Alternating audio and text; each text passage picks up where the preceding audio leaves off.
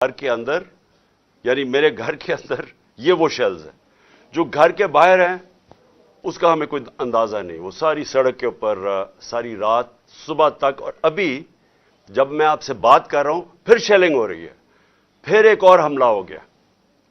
تو میں اپنی قوم کے سامنے ایک سوال رکھنا چاہتا ہوں کہ یہ کون سا میں نے اتنا بڑا جرم کیا تھا کہ میرے گھر کے اوپر حملہ, کبھی کسی پولیٹیکل لیڈر کے گھر کے اوپر اس طرح شیلنگ نہیں ہوئی. اور وہاں عورتیں تھیں, ہمارے نوجوان تھے, ان کے اوپر جس طرح اٹیک کیا گیا, اس کی کوئی تو کیا وجہ تھی؟ میرا جرم کیا تھا؟ جرم یہ تھا, ذرا میں آپ چاہتا ہوں غور سے سنیں میرا جرم کیا تھا. ایک کیس لگا ہوتا ہے توشہ خانہ کا, جو توشہ خانہ کا کیس میرے اوپر ایک الزام لگایا گیا, اور شکر ہے اللہ کا کہ وہ الحق ہے, وہ توشہ خانہ کا سب کے سامنے اب ریکارڈ آ گیا. میں چیلنج کرتا ہوں کہ جب یہ کیس سنا جائے گا, اگر کسی نے ساری چیزیں جائز طریقے سے, یعنی جائز طریقے سے, توشہ خانہ کا مطلب ہوتا ہے کہ جو آپ پریزنٹ آپ کو جب گفٹس ملتی ہیں تو ان میں سے جو آپ رکھنا چاہتے ہیں ایک قیمت ادا کر کے لے لیتے ہیں, وہ آپ کی پراپرٹی بن جاتی ہے. یہ توشہ خانہ ہے, اور یہ 70 سال سے یہی ہے. اور یہ جو کہتے ہیں کہ وہ اچھا جی وہ آپ کو کوئی بڑا تحفہ ملا تھا, اسٹیٹ گفٹ, جو آپ چیز خریدتے نہیں ہیں توشہ خانہ کی, وہ آکشن ہو جاتی ہیں, وہ کوئی عجائب گھر میں نہیں رکھی جاتی. تو میرے اوپر پورا انہوں نے میڈیا ٹرائل چلوایا, اسی کے اوپر کیس کر دیے, اور اب اللہ کا کرم ہے کہ ان ساری چیزیں ان کی سامنے آ گئی ہیں. اور ابھی آپ کو پتہ چلے گا جب وہ دیکھیں گے کہ انہوں نے چوری کی ہے توشہ خانہ سے, اور انشاءاللہ وہ سامنے آ جائے گا. اب توشہ خانہ کا کیس لگا F8 کی کچہری میں. F8 کی کچہری میں 2 دفعہ بم دھماکے ہو چکے ہیں. وہ اس کو آپ کی جو سیکیورٹی ہے وہ پروٹیکٹ ہی نہیں کر سکتی. وہ جگہ ایسی ہے کہ وہاں وکیل بھی شہید ہوئے, وہاں ججز بھی شہید ہوئے, ادھر ہی جب 2 دفعہ دہشت گردی ہوئی. تو جب وہاں اس کو پروٹیکٹ کر ہی نہیں سکتے, اور خود انٹیریئر منسٹر کہہ رہا ہے کہ میری جان خطرے میں ہے, انٹیریئر منسٹری کہہ رہی ہے کہ میری جان کو خطرہ ہے. ایک میرے اوپر حملہ ہو چکا ہے. مجھے پتا ہے کہ جو لوگ آج بیٹھے ہوئے ہیں یہ اقتدار میں, جو شہباز شریف اور رانا ثناء اللہ, یہی انہوں نے ہی پہلا میرے اوپر کیا تھا, اور ایک اور ایجنسیز کے آدمی نے. اب وہی پاور میں بیٹھے ہیں, خطرہ ان سے ہے. تو میں ایک چیز مانگی کہ مجھے سیکیورٹی دیں ادھر جانے کے لیے, اور اگر سیکیورٹی نہیں دے سکتے تو میرا ادھر کر دیں کیس جدھر مجھے سیکیورٹی ملتی ہے. جب سے میری ٹانگ ٹھیک ہوئی ہے میں 2 دفعہ ایک لاہور ہائی کورٹ گیا اور ایک اسلام آباد, کوئی سیکیورٹی نہیں تھی, کوئی پروٹیکشن نہیں تھی. اور پھر میں واضح کر دوں کہ یہ ان پریسیڈنٹڈ ہے کہ ایک ایکس پرائم منسٹر کو قاتلانہ حملہ ہوتا ہے, اس کے بعد اس کو سیکیورٹی نہیں ملتی. اس کے لیے اس وجہ سے ہم نے عدالت میں گئے ہوئے ہیں کہ ہمیں سیکیورٹی دو, اور اس جج نے میرے اوپر وارنٹ نکال دیا. اب یہ وارنٹ کیا ہے جس کے لیے پولیس آئی ہوئی تھی؟ میں یہ ذرا سارا آپ کو سمجھانا چاہتا ہوں کہ یہ جو ساری ابھی بھی شیلنگ ہو رہی ہے, یہ پولیس کا اور کوئی کام نہیں ہے, پوری فوج کی فوج آئی ہوئی ہے, رینجرز آئے ہوئے ہیں کہ اس طرح کوئی دہشت گرد یا زمان پاک میں بیٹھا ہوا ہے. وارنٹ صرف یہ تھے کہ آپ کو پولیس عدالت میں پیش کرے, یہ ہے وارنٹ. جس عدالت میں اس لیے نہیں جا سکا کیونکہ سیکیورٹی کا ایشو تھا, عدالت نے پیش کرنا, یہ پولیس نے وہاں پیش کرنا تھا. رات کو جو پریزیڈنٹ ہیں لاہور ہائی کورٹ کے بار کے اشتیاق خان, انہوں نے شورٹی دے دی, ان کو میں نے آتھرائز کر دیا, انہوں نے شورٹی دی کہ وہ جو میرا اپیرنس ہے ہائی کورٹ میں وہ گارنٹی کرتے ہیں. 18 کو انہوں نے شورٹی دے دی میں ہائی کورٹ میں پریزنٹ ہوں گا. تو جب انہوں نے شورٹی دے دی تو وہ پولیس آفیسر جو مجھے اریسٹ کرنے آیا تھا اس کو شورٹی مل جاتی, وہ کیس اس کو انتظار کرنا چاہیے. تو میں نے فیصلہ کر لیا کہ میں عدالت جا رہا ہوں, اس لیے تو وہ آیا تھا مجھے اریسٹ کرنے. اور یہ قانون ہے, یہ جو کوڈ آف کرمنل CCP جسے کہتے ہیں کہ کوڈ فار کرمنل CRPC, جو کوڈ ہوتی ہے جو جس کے تحت یہ قانون بنا ہوا ہے, اس کا سیکشن 75 کہتا ہے کہ یہ اگر کر دیں تو پولیس آپ کو اریسٹ نہیں کرتی. تو وہ رات لے لے کے پھر رہا اشتہا خان یہ اب شیورٹی، اور پولیس والا ہی نہیں مل رہا. وہ کیوں نہیں مل رہا؟ کیونکہ انہوں نے فیصلہ کیا ہوا تھا میرے اوپر یہ اٹیک کرنے کا. اب یہ میں آپ کو دکھا رہا ہوں کہ یہ صرف شیلز نہیں ہیں، یہ گولیاں آپ کے سامنے ہیں. یہ گولیاں چلائی انہوں نے یہاں. یہ گولیاں چلانے والے ایک آدمی کو عدالت میں پیش کرنے کے لیے نہیں آتے. ان کے عزائم، یہ جو اوپر سارے بیٹھے ہوئے ہیں جنہوں نے پہلے ہی مجھے قتل کرنے کی کوشش کی تھی، ان کے عزائم یہ نہیں تھے کہ عمران خان نے یہ عدالت میں، کہ وہ کہہ رہا ہے کہ میں پہنچوں گا، اس کے باوجود یہ حملہ کر رہا ہے اور ابھی تک حملہ ہو رہا ہے. ان کا مقصد کچھ اور ہے.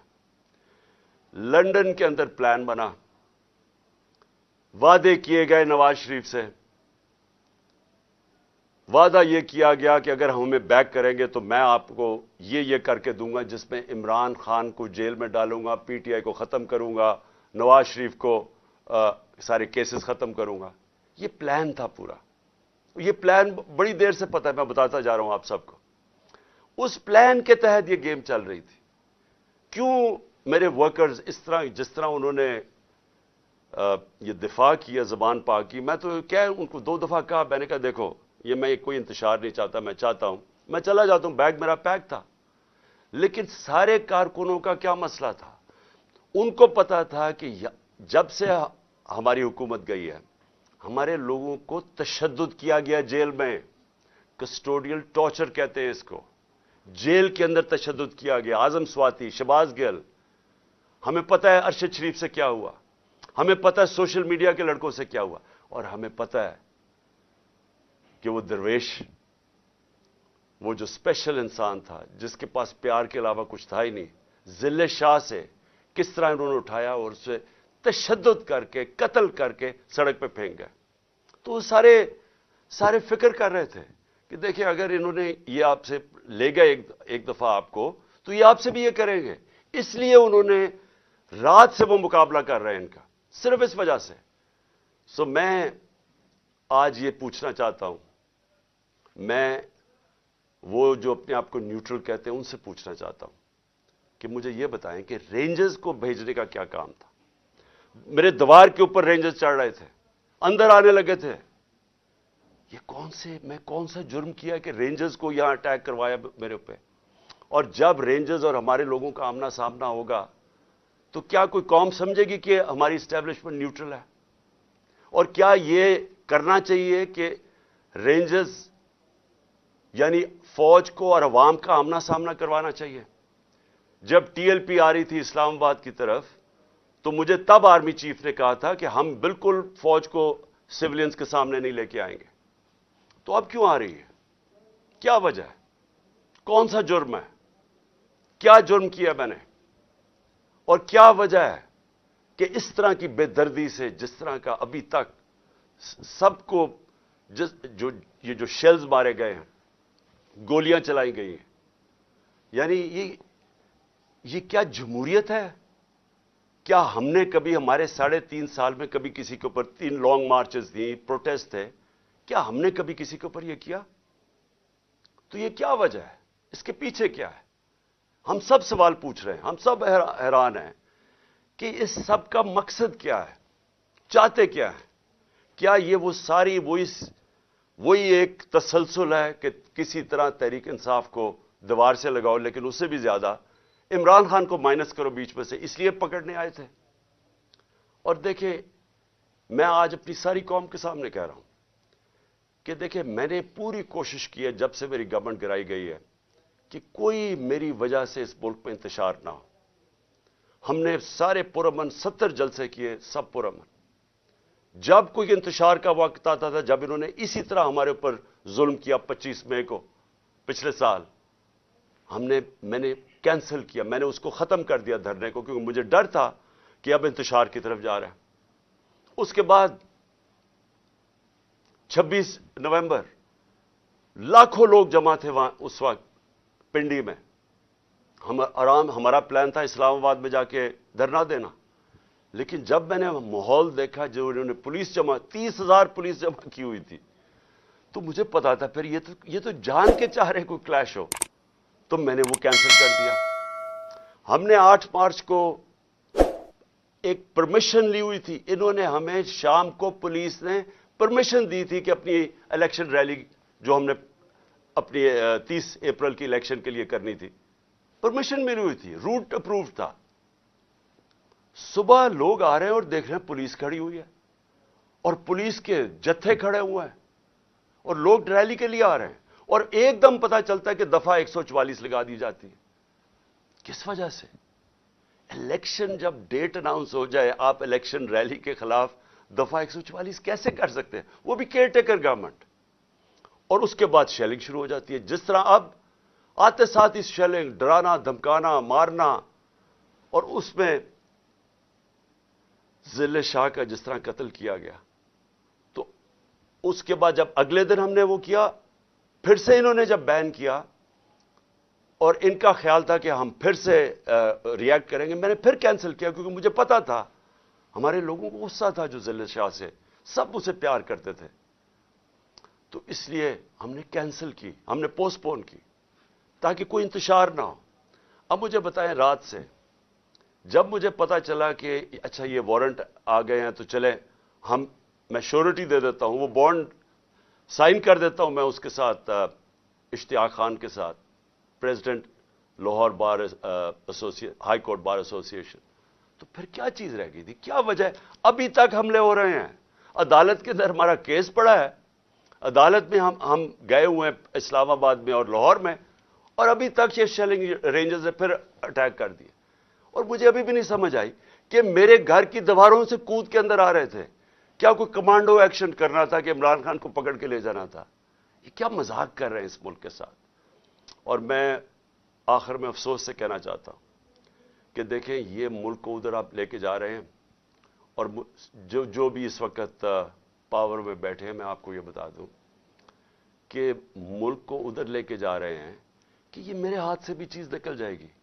اب یہ جو لڑکوں نے, یہ تھوڑے سے تھے, جس طرح انہوں نے وہاں کھڑا ہو کے ٹیئر گیسنگ سب کے باوجود, اتنی بھاری پولیس کی نفری اس کے سامنے کھڑے ہوئے ہیں, صرف اس خوف سے کہ چیئرمین کو اٹھا کے لے جا کے یہ پھر جیلوں میں تشدد کریں گے. اور خوف یہ ہے کہ انہوں نے قتل کرنے کی کوشش کی تھی اور یہی اب جیل میں لے کے جا رہے ہیں. کسی کو اعتماد نہیں ہے ان مجرموں کو, یہ جرائم پیشہ لوگ ہیں, کسی کو ان کے اوپر اعتماد نہیں ہے. تو میں سوال یہ پوچھتا ہوں کہ جو اس وقت اقتدار میں بیٹھے ہیں, جو پاور میں ہیں, جو پاور کنٹرول کرتے ہیں پاکستان کی, اور وہ یہ نہیں ہے یہ جو رانا ثناء اللہ اور یہ جو شہباز شریف ہے جن کے پاس پاور ہے, کیا کوئی فکر ہے آپ کو پاکستان کی؟ کیا آپ کو فکر ہے کہ یہ ملک جا کدھر رہا ہے؟ کیا آپ کو فکر ہے کہ میں اگر آپ جب بھی مجھے پکڑ لیں گے کیا ہوگا؟ جیل میں چلا جاؤں گا. زندگی موت اللہ کے ہاتھ میں ہے, عزت ذلت اس کے ہاتھ میں ہے. کیا کر لیں گے آپ؟ اور زیادہ پارٹی طاقت میں آئے گی, لیکن اس کا جو نتیجے میں جو رد عمل آئے گا وہ کیا فائدہ ہوگا پاکستان کا؟ کس کو نقصان ہوگا؟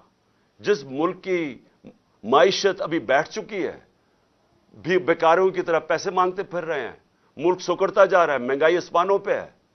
مہنگائی ایسی مہنگائی پاکستان کی تاریخ میں نہیں آئی. تنخواہ دار طبقہ پس گیا ہے. بیچاروں کے پاس اس وقت حالات یہ ہیں کہ ان کا 2 ہفتے کے اندر ان کے پاس تنخواہیں ختم ہو جاتی ہیں.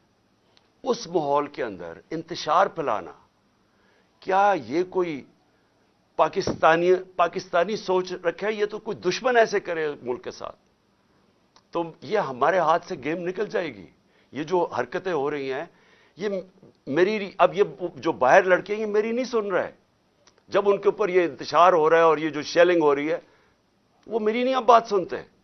وہ اب میرا کوئی کنٹرول ان کے اوپر نہیں ہے. اور جس طرح کی اب بمباری اور یہ سب کے ہاتھ سے نکل جائے گا. اس لیے میں کہنا چاہتا ہوں اپنی عدلیہ سے سب سے پہلے کہ دیکھیں, امید صرف اب ہمیں آپ پہ رہ گئی ہے. یہ جرائم پیشہ لوگ جو گورنمنٹ میں بیٹھے ہیں, یہ تو کوشش کر رہے ہیں کہ 80 کیسز کر دیے ہیں, یہ تو کیسز بڑھتے جائیں گے. یہ تو کوئی کبھی ایک عدالت کبھی دوسری عدالت, ان کی تو کوشش ہے کہ میں الیکشن نہ لڑوں, یا میں کسی جیل میں چلا جاؤں, اور یا سارا وقت الجھا رہا ہوں کیسز میں کہ کبھی ایک وارنٹ نکل رہا ہے. تو ہمیں تو صرف امید عدلیہ سے ہے, اور دوسری ہم امید لگا رہے ہیں اپنی جو اسٹیبلشمنٹ ہے اس ملک کی کہ کیا آپ کا انٹرسٹ پاکستان میں ہے یا نہیں ہے. تو یہ جو تماشا ہو رہا ہے اس کو بند کریں, ملک کا سوچیں. یہ جو بھی پلان ہے لنڈن کا اس کے اوپر نہ کام کریں. یہ ملک تباہی کی طرف جا رہا ہے. اور میری اپیل ہے آپ سب سے کہ اب اس ملک کا سوچیں. آپ جن کا جینا مرنا اس ملک میں ہے, ہمارے تو کوئی باہر نہیں جانا. میں تو کوئی لنڈن نہیں جانا جس طرح یہ سارا ٹبر اٹھ کے چلا جاتا ہے یا دوسرا اٹھ کے وہ باہر چلا جاتا ہے. ان کی تو باہر پراپرٹیز اربوں ڈالر ہیں. ہمارا تو جینا مرنا یہاں ہے. تو میرا اکیلے کو فکر نہیں کرنا چاہیے. ہر اس پاکستانی کو اس ملک کا سوچنا چاہیے جو اٹھ کے لنڈن نہیں چلا جائے گا, جس کے باہر ڈالرز نہیں پڑے ہوئے. ان سب کو سوچنا چاہیے کہ ملک جا کس طرف رہا ہے. اور اپنی عوام کو آخر میں آپ کو کہنا چاہتا ہوں, میں پھر سے آپ کو کہنا چاہتا ہوں, میں پکڑا جاؤں, جیل میں بھی چلا جاؤں, جو بھی مجھے ہو جائے, آپ نے یہ جو حقیقی آزادی کی ہماری تحریک ہے, آپ نے سب نے اس میں شرکت کرنی ہے. کیونکہ غلام قوم کا کوئی مستقبل نہیں ہوتا. یہ جو ایک چھوٹا سا طبقہ اوپر حاوی ہوا ہے, قانون کے وہ اوپر بیٹھا ہے, ہر قسم کا ظلم کرتا ہے لوگوں پہ, خوف کے اوپر ملک چلاتا ہے, سارے ملک کے وسائل کے اوپر قبضہ کر کے بیٹھا ہوا ہے. یہاں سے پیسہ چوری کرتا ہے, ہنڈی والے سے باہر بھجوا دیتا ہے. ملک کا ساری چوری کا پیسہ آج ان کے بڑے بڑے بینک اکاؤنٹس اور لنڈن اور باہر مغربی کیپٹلز میں ان کا پیسہ پڑا ہے. صرف دبئی کے اندر 20,000 پاکستانیوں نے, یہ ابھی بلومبرگ کی رپورٹ ہے, 20,000 پاکستانیوں کا دبئی میں $10.4 ارب پڑا ہوا ہے. تو ملک کیسے آگے جا سکتا ہے اگر یہ ان لوگوں کے ہاتھ میں ملک رہے گا. اس لیے میں قوم کو آج کہہ رہا ہوں کہ آپ نے پوری طرح اس حقیقی آزادی کی جہاد میں شرکت کرنی ہے. پاکستان زندہ باد.